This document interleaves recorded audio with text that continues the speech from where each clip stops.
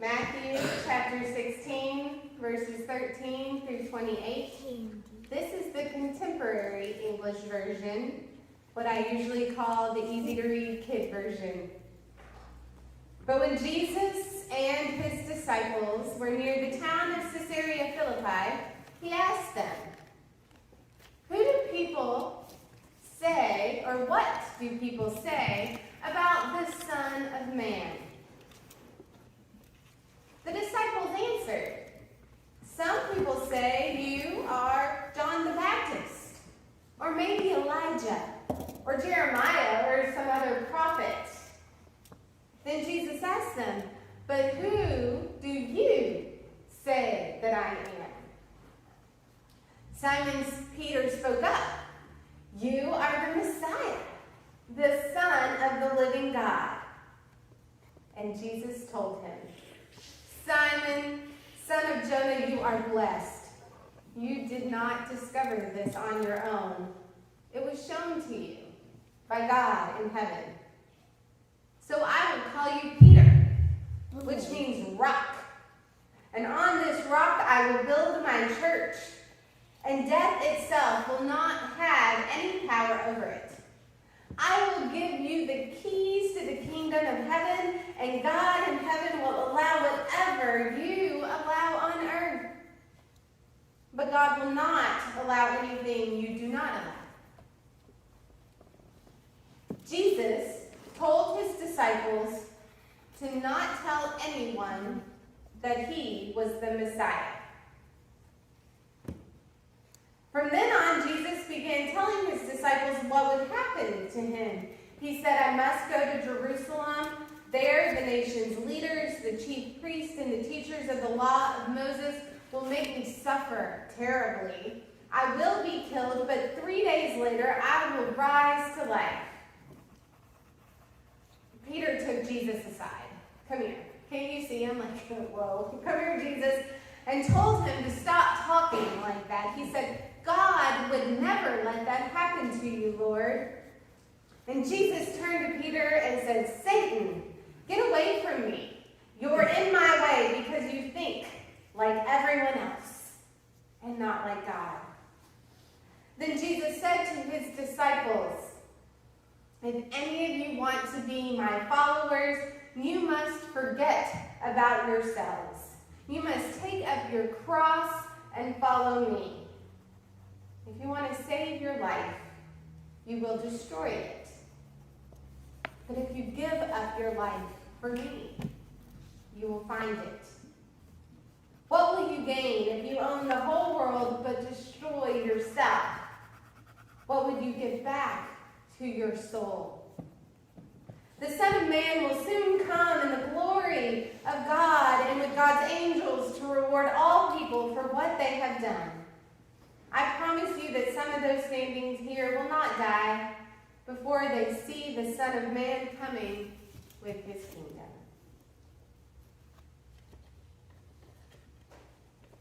The word of the Lord for the people of God. Thanks be to God.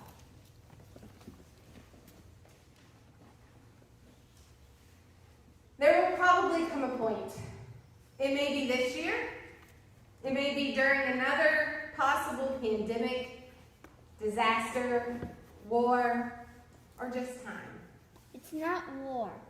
Well, but there may come a point and a time when the church building will once again be closed on Sunday mornings. I name this because it is important to be proactive in responding and reminding ourselves that we should not limit God. We should not limit worship and faith to 1 or 2 hours on a Sunday morning in a building where the front doors are usually closed.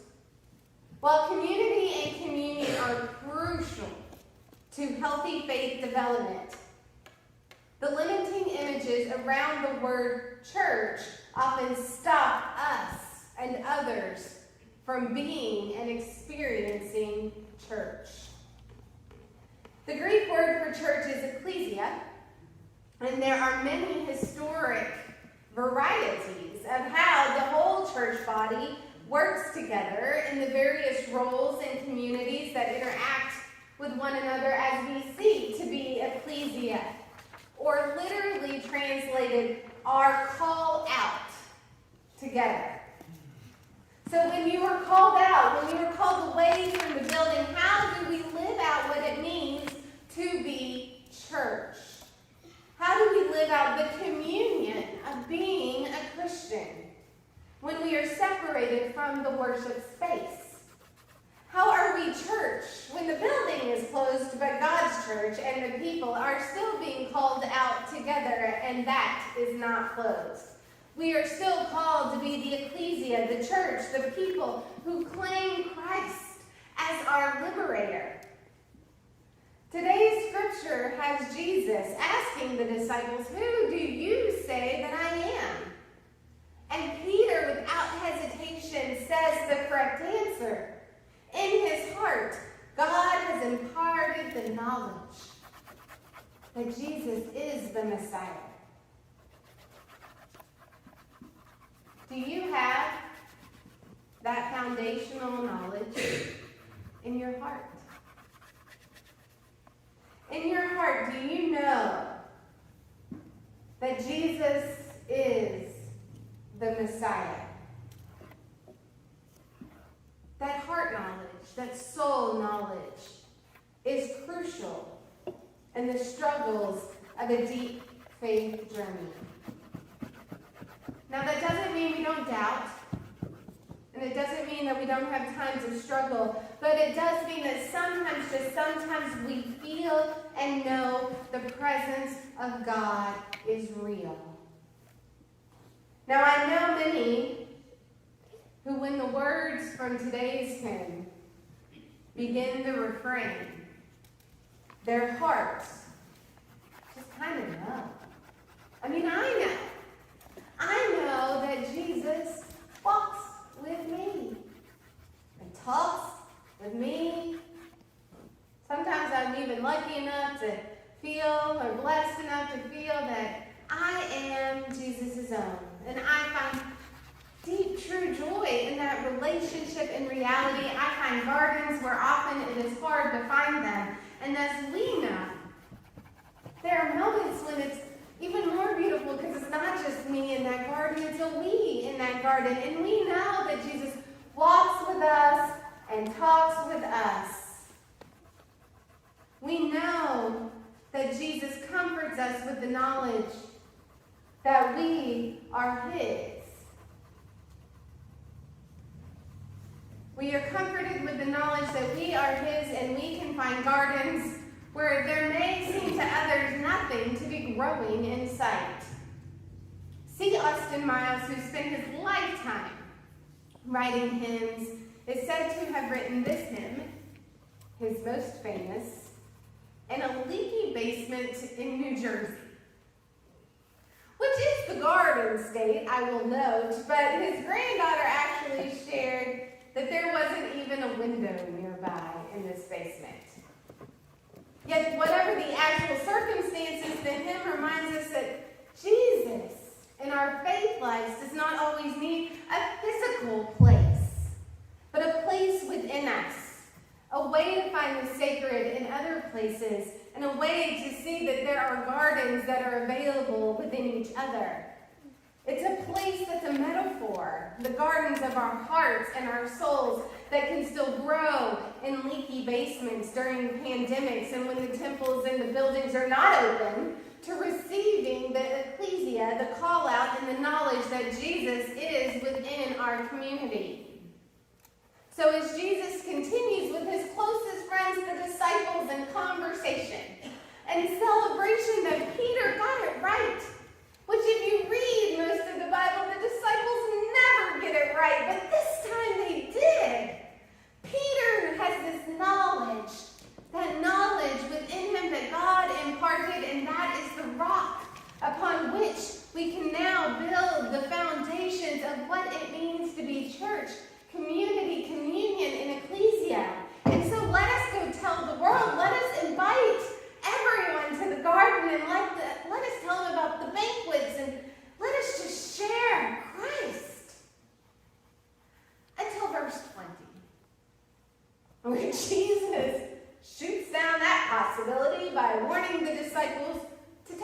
anyone. Don't tell anyone of the truth. Do not tell them I am the Messiah. What, Jesus? I mean, really, what? Would I send you home after a sermon and say, do not tell anyone about Jesus this week? Or would I say, well, since we are closing the building, do not say that you are a Christian outside of these walls? I mean, I get why Peter, the recently named rock of the church, kind of argues with Jesus and say, can you hear Peter go, but Jesus, we finally got it right. And now you're telling us not to tell? To not tell what we call the gospel, the good news? I mean, I want to look at Jesus and as somebody who knows you go, my church gets it. They know you outside of this place. Aren't they supposed to share in that joy? Especially in a world where many struggle to share about Jesus at all. If you get it, share it. Enjoy. Evangelize. So let's take a moment. My colleague, Reverend Alex Ruth, stated some of the more common responses when he was preaching on this text. Of course, we know we tell people about Jesus. That's because we know the rest of the story. We know the Great Commission. We know that Jesus is about to head into Jerusalem and be crucified and raised from the dead. We know the whole story, so we are able now, at the end of the story, to shout it from the rooftops. And while I could easily stop the sermon there, right, and say we can go, we've now got our reason, we'll take it back, I want to stop and think a little bit longer. And I ask, can we really share Jesus? I ask this not so that we don't allow ourselves to dismiss the fact that the scripture still might have something within it that we need to hear this day. And so I need to name for you that I do believe that both intentional and implicit silence can create sin. I also believe that both intentional and implicit words can create sin. I also believe that sometimes silence can be the most powerful tool a person has for godliness.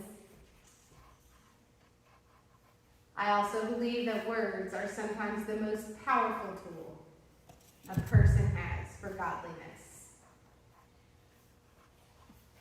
In this passage, Jesus has requested silence. And I began to wonder, why? Maybe it is because too much noise would have changed the journey. We are to not know whether that journey would have been better or worse. It would have just been different. Or maybe it is because too much talking would not have changed anything. And the pain of that type of emptiness can often come in loud situations.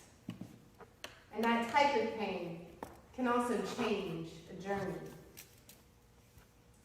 While I understand the disciples' excitement, they get it. The wires in their brains and hearts finally connected this knowledge in a deep, profound way. And they, specifically Peter, know that they are foundational, yet what, how, and where you build will make the difference in what is created upon that foundation. I have a fictional example to help understand this. It's of a mom trying to teach her kids. This fictional mom shared with me that there were moments of fits and exhaustion. Everyone was figuring out boundaries and struggling with new routines. And there were these moments where the fictional mom and fictional kids were no longer able to hear and respond to anything, especially each other, in faithful ways. And it reminds me of a world that kind of feels the same way, exhausted. A world where so many people can no longer hear what's being said. And that doesn't mean, however, that we stop sharing this good news. However, it does mean that we must, even if we can't be heard, continue to use our other senses to live out what it means to be the followers of the Christ and knowledge of the good news. And when we need, we then use words when they can be heard and when they can challenge in a way of love. And Jesus was in a world that was not ready or able to be heard or able to hear what the disciples now knew. It would have been a waste of energy for them to go out and share. People were not ready to listen. But that doesn't mean they stopped. They continued to live out the story. They still walked with Jesus and talked with Jesus literally, and they continued to empower themselves as his own.